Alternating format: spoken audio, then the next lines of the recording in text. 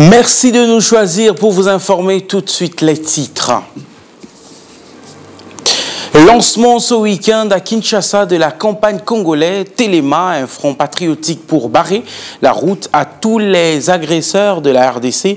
Le go a été donné par la première ministre Judith Suminwa. Les embouteillages dans la ville de Kinshasa ont atteint un autre niveau. Rouler librement sans être bloqué devient un luxe. Dans certains coins de la capitale, faire le pied devient une solution palliative face à ces embouteillages monstres.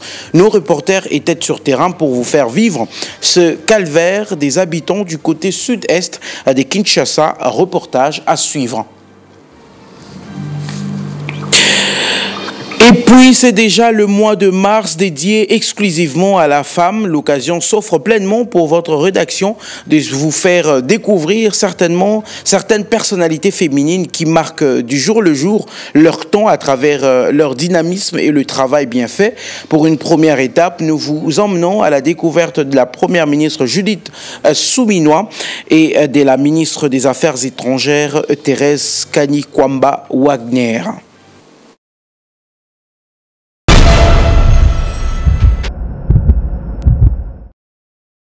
Bonsoir et bienvenue. Agression rwandaise en RDC, le gouvernement de la République démocratique du Congo a lancé le samedi 1er mars à Kinshasa une campagne pour faire front populaire congolais Téléma. Il se nomme, vise à éveiller la conscience nationale du peuple congolais, quel que soit le lieu où il se trouve, intérioriser l'esprit combatif, trouver des voies et moyens pour barrer la route à l'ennemi et faire ainsi échec à leur plan macabre. Suivez. Oui, nous avons compris le jeu de l'ennemi et nous ne nous laisserons pas aller à cette destruction planifiée de ce qui nous est cher. Plus qu'un simple slogan, c'est la cloche du sursaut patriotique que vient là de sonner le pays de Félix-Antoine Tshisekedi. Après les 6 précédents, à savoir le front politique, diplomatique, militaire, médiatique, judiciaire et spirituel, voici un 7e front plutôt ultra-sensible. Le Front populaire, activé par le gouvernement de la République via la première ministre et chef du gouvernement, Judith Suminwa Tuluka. Il est fondamental de donner à cette guerre la force de notre unité, celle où chaque Congolais se mobilise de toutes parts, à la hauteur de sa capacité et de ses moyens pour défendre notre nation. Notre destinée en dépend. Sur place, au studio Mama Ngebi de la télévision nationale congolaise, plusieurs membres du gouvernement présents à cette grand-messe ont réaffirmé leur engagement à servir la nation tout en protégeant son intégrité nationale. Le serment du citoyen en est l'illustration, en croire la ministre de l'Éducation nationale et Nouvelle Citoyenneté. Ce que l'on veut, c'est rappeler ces valeurs qui nous rassemblent, qui sont l'amour du compatriote, qui sont le respect du bien commun, qui sont l'unité, la fraternité nationale. Il y a ce serment du citoyen qui a été donc adopté en Conseil des ministres, qui est donc généralisé sur l'ensemble du territoire, qui est donc respecté, qui est récité par les élèves, et qu'évidemment nous encourageons toute l'administration et tout le monde à réciter. Et donc tout ceci fait partie du dispositif de la nouvelle citoyenneté. Visiblement, Congolais Téléma est un cri de rassemblement, une exhortation à l'unité nationale, mais également un engagement pour la survie collective. Venant en soutien à la campagne Bendele Koyate, lancée jadis par le ministère de la Communication et Médias, Congolais Téléma s'avère être une manière de rappeler à chaque Congolais que son destin est en jeu, d'où l'implication de tous. 450 égale 1. Allez, on va rester dans ce même chapitre, soutien au FRDC, au ministère de la formation professionnelle, la Corporation nationale des promoteurs et chefs des centres, en collaboration avec l'intersyndicale de ce ministère, ont mis le cap sur la formation professionnelle des dépendants, des militaires et policiers dans les camps. Il s'agit des formations dites ambulatoires, initiées par le ministre Marc Ekila, pour aider ces dépendants à avoir également des opportunités opportunités dans le monde de l'emploi et surtout de ceux ayant une main-d'œuvre qualifiée au niveau national. Ces formations gratuites vont permettre aux militaires et policiers de ne débourser aucun rang pour offrir à leurs enfants des connaissances dans les métiers. Le lancement a eu lieu le samedi 1er mars 2025 à Kinshasa. Suivez. Organisé par la Corporation nationale des promoteurs et chefs de centre en collaboration avec l'intersyndicale de la formation professionnelle pour soutenir l'effort de guerre, suivant l'appel du chef de l'État, Félix-Antoine Tshisekedi Tshilombo, la cérémonie de remise de fonds collectés en soutien aux dépendants des militaires et policiers s'est bel et bien déroulée dans la grande salle Maïcha Park à Kinshasa ce samedi 1er mars 2025. C'était en présence de Maître Marc Ekila Likombo, ministre de tutelle, et des principaux bénéficiaires, à savoir les femmes et les enfants des militaires et policiers, avec Georgette Ondekane, présidente de l'association des épouses des militaires et policiers. Après une prière dite par l'aumônier protestant, la représentante des enfants et autres dépendants des militaires et policiers a salué cette initiative sous la houlette du ministre Marc Ekila, lui-même issu d'une famille d'officiers militaires. Ce dont les ayants droit des hommes en uniforme ont le plus besoin, ce sont de formation, des métiers. Merci de donner aux familles de ceux qui sont tombés sur le champ d'honneur cette opportunité. Christelle Tendo, présidente de la Corporation nationale des promoteurs et chefs de centre, a tenu à rassurer les bénéficiaires d'une formation de qualité, notamment orientée vers les métiers innovants. S'en est suivi une remise symbolique d'une enveloppe par Christelle Tendo à l'autorité de tutelle pour accompagner les formations en faveur des dépendants des militaires et policiers. Maître Marc Ekila Likombo a remercié la Corporation nationale des promoteurs et chefs de centre pour un acte patriotique combien louable.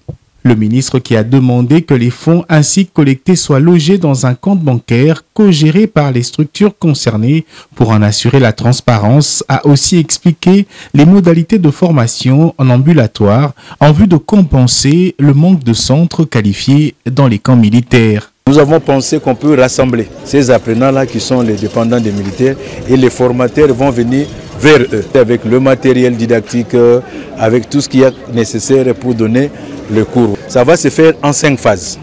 Et l'objectif poursuivi, c'est d'atteindre, par la grâce de Dieu, 10 000 dépendants. Maître Marc Ekila a également bénéficié de l'appui de sa démarche lors du dernier Conseil de ministres. Il a été vivement encouragé par le chef de l'État à travailler avec les ministères sectoriels en vue de la réhabilitation des centres et unités de formation professionnelle de qualité dans les camps militaires. Allez, on va changer de chapitre. C'est déjà le début du mois de mars dédié à la femme. L'occasion s'offre pleinement de se pencher sur ces deux personnalités politiques féminines qui brillent par une flamme patriotique remarquable en RDC. Il s'agit de la première ministre Judith Suminwa et de la ministre des Affaires étrangères Thérèse Kayikwamba Wagner. Roger Marley Lukunga nous en dit plus. Avec l'avènement du mois de la femme, mars, une incontournable opportunité pousse à dénicher deux femmes gouvernementales congolaises dont la flamme patriotique a eu du retentissement aux yeux des Africains.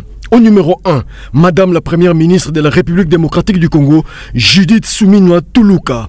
Cette tempérée dame gouvernementale, première ministre de son pays, a marqué les esprits à travers ses invectives et réprimandes lors du dernier sommet de l'Union africaine à Addis Abeba en février dernier sur l'agression de la République démocratique du Congo. Avec un élan d'acharnement remarquable, elle a pris à partie le numéro 1 rwandais pour plus tard boycotter sa participation à la photo des familles de fin des assises. En deuxième position, Madame Thérèse Wagner Kayikwamba, sa fonction, ministre des Affaires étrangères de la République démocratique du Congo. Dotée d'une puissante verve oratoire et maîtrisant à performance la langue de Shakespeare, l'anglais, elle a fait reluire l'image diplomatique de son pays. speaking currently English, comme l'ont été étonnés les membres du Conseil de sécurité à l'ONU, et maîtrisant la langue de Wolfgang Goethe, l'allemand, avec éblouissement de la classe politique allemande, elle s'est attirée d'interminables applaudissements. Acte qui, réuni avec la hardiesse de la chef du gouvernement, Judith Suminwa, corrige un peu l'attitude de la communauté internationale face à la République démocratique du Congo, pays agressé. Allez, félicitations à nos deux héroïnes et la liste continue. Le préfet de l'ITP Ngaliema a tenu ce matin, comme tous les lundis, une causerie morale destinée aux élèves. Pour ce jour, un accent a été mis sur la mise à jour des journaux de classe et les notes pour bien démarrer le deuxième semestre. Détail sur cette activité dans ce reportage des Chanchan Muntoupa. La tradition a été respectée une fois de plus à l'ITP Ngaliema. Tôt ce matin, le préfet de cette école, modèle de cette municipalité, a tenu une causerie morale comme chaque début de semaine. À cette occasion, le préfet Jean-Pierre Touikama a appelé les élèves à bien assimiler les matières dispensées durant le second semestre après la clôture du premier, conclue par la signature de bulletins le samedi 1er mars dernier. Même si vous sortez très tôt le matin, faites un effort quand vous arrivez le soir de jeter les coups d'œil. Même si vous ne connaissez pas ce que les enfants ont étudié, mais la forme, voire ne fût-ce que le contenu, voire même les journaux de classe. Malheureusement, il y en a beaucoup qui n'en ont pas.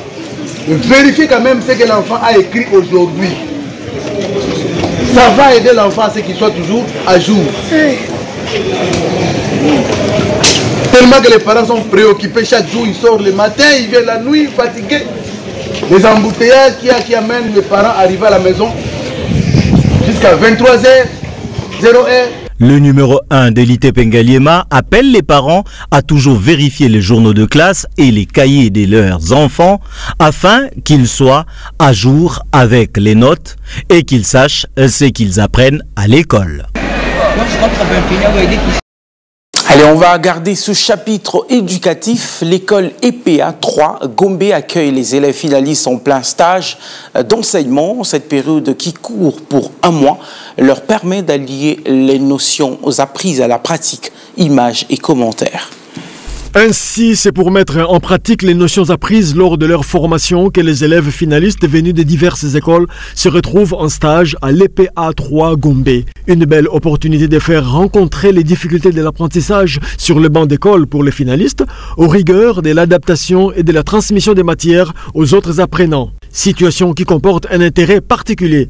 Les stagiaires sont venus faire leur pratique professionnelle et chaque jour, nous sommes en train de les coter à travers les fiches individuelles.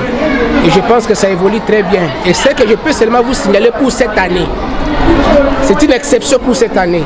Et là, je salue l'inspecteur général qui a fait à ce que les finalistes cette fois-ci, surtout de la pédagogie, ne vont pas faire les jurys orales à partir de leurs pratiques et puis on va leur coter à travers les inspecteurs. Et je crois que ce qu'ils sont en train de vivre pour le moment, et quand ils vont faire leurs pratiques professionnelles par rapport à la dissertation, ça va mieux se passer et surtout avec l'assistance de l'inspecteur général concernant notre section pédagogique. Et des élèves finalistes ont parlé de leur arrivée sur les lieux. Et je trouve que la femme pourra bien éduquer l'enfant par rapport à son côté maternel au fait. Elle sait comment gérer les enfants. Déjà à la maison, c'est la femme qui éduque l'enfant par rapport à l'homme. Les papas sont souvent au travail, mais la femme essaie déjà de gérer les enfants. Déjà de son côté maternel, elle pourra très bien éduquer l'enfant par rapport à l'homme qui ne pourra pas très bien le faire. Le monde est fait d'apprentissage. On ne cesse jamais d'apprendre, dit-on. Occasion d'en appeler à plus d'apprentissage chaque fois dans la vie. Allez, d'un institut à un autre, promisse célébrée à l'Institut technique professionnel Passio le week-end dernier par le père Emmanuel Ngemi, missionnaire chestiste, ancien élève de cette alma mater, un office religieux qui vise non seulement à encourager les nouveaux apprenants à bien étudier, mais aussi marquer une reconnaissance envers l'école qui l'a formé. Blanchard Ngaï était sur place. C'est pour honorer son alma mater qu'il a plu au révérend père Emmanuel Ngemi, missionnaire cétiste, de bien vouloir venir célébrer ses prémices à l'Institut technique professionnel Patio de Kingasani, non seulement pour redorer l'image de cette institution scolaire, mais également encourager ses condisciples à bien étudier afin de réussir leur vie. Une célébration eucharistique qui a connu la participation tant des élèves, enseignants et tant d'autres autorités éducatives dans l'ancêtre même de cet établissement scolaire situé au quartier 17 mai à Kingasani. Office religieux qui trouve sa quintessence dans la mesure où elle engage la jeunesse à faire plus. C'est une tradition à l'église catholique. Après l'ordination, nous sommes obligés à retourner à la base, dans nos endroits d'origine, dans nos paroisses d'origine, dans des écoles où nous avons étudié pour dire une messe d'action de grâce. Et aussi moi, j'ai profité de cette occasion pour venir ici à l'ITPP parce que je suis ressortissant d'ici. J'ai étudié ici, j'ai décroché mon diplôme d'État ici en électronique industrielle. Occasion pour le numéro 1 de l'ITP Patio 1 de revenir sur l'importance de cette messe.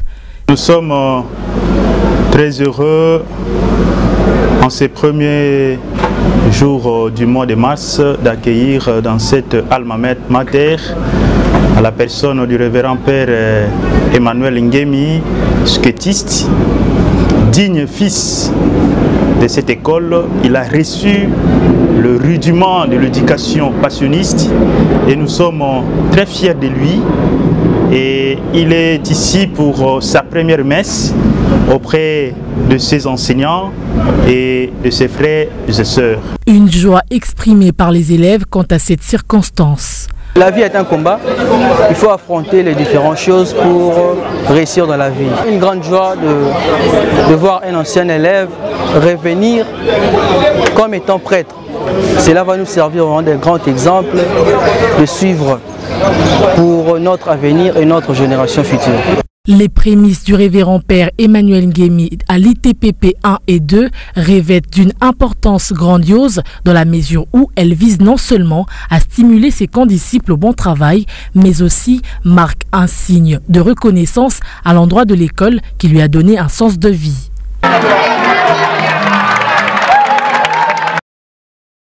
La campagne sur la sensibilisation des élèves aux valeurs citoyennes poursuit son bonhomme de chemin à travers toute l'étendue du territoire national.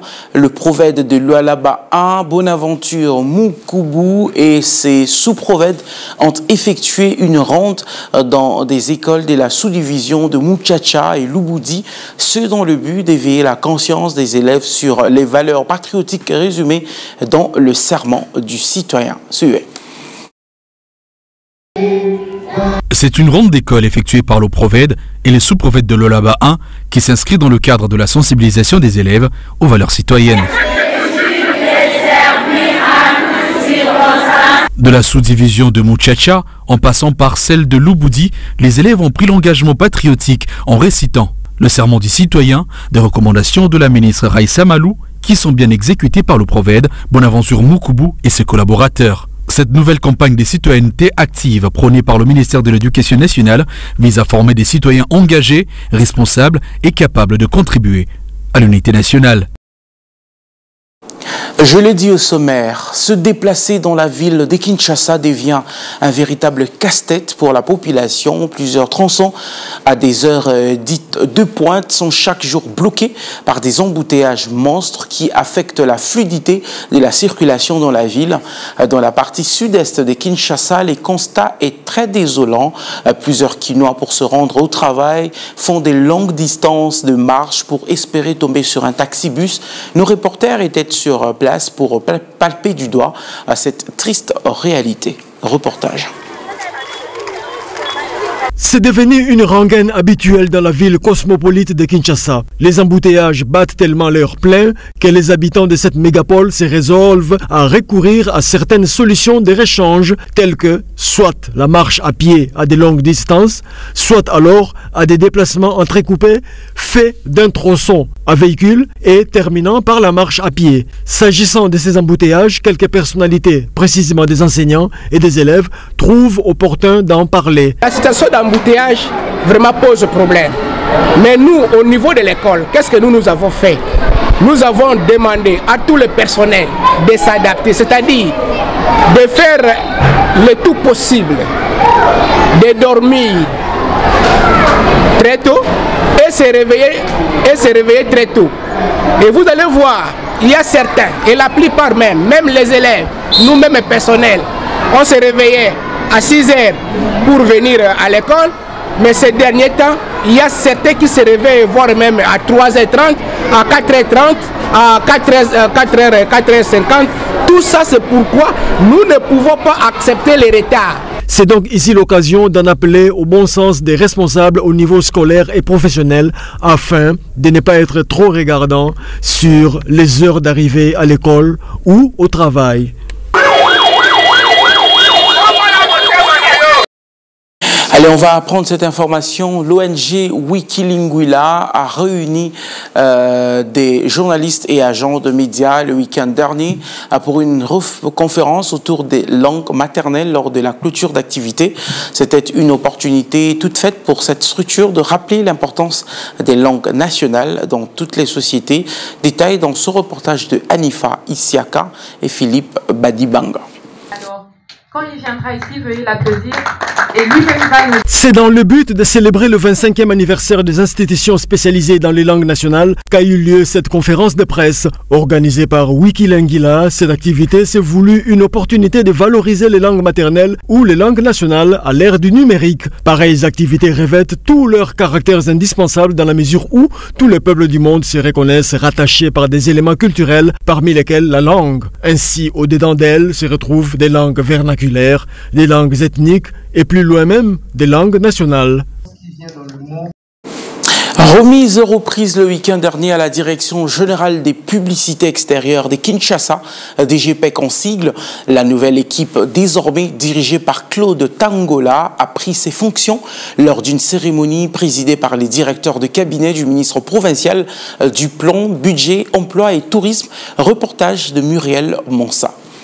Claude Tangola est le nouveau directeur général intérimaire de la Direction générale de publicité extérieure de Kinshasa, DGPEC. Il remplace à ses fonctions Moïse Moupata, suspendu de ses fonctions pour violation des mesures interdisant l'implantation de nouveaux dispositifs publicitaires, négligence grave et défaillance.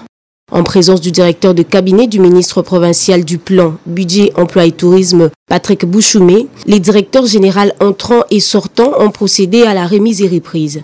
Un procès verbal a été dressé pour ce passage de témoin. Lorsque j'ai été notifié par son Excellence, Monsieur le ministre ayant la culture et art dans ses attributions, son Excellence Jésus Noël Chéké, c'était les agents et cadres de la DGPEC ont accueilli la nouvelle positivement. C'est l'impression que la lecture que j'ai faite de tous les messages qu'il y a eu dans les groupes et tout, que la DGPEC existe depuis 2019. Elle a eu un parcours. À un moment donné, il faut s'arrêter, se poser des questions sur l'efficacité de la structure mise en place. Et il a plu à l'autorité. Après un constat peut-être négatif sur le terrain, il a plu à l'autorité de nous confier la charge de l'intérim du poste de directeur général pour conduire la destinée de la DGPEC. Signalons que le nouveau directeur général de la DGPEC, Claude Tangola, est un fils maison car il était d'abord chef des divisions des opérations au sein de la même structure, rattachée à la ville de Kinshasa. Allez, on va prendre le serment du citoyen avant de boucler complètement avec ce journal. Serment du citoyen. Fin de ce journal. Merci de l'avoir suivi. Au revoir.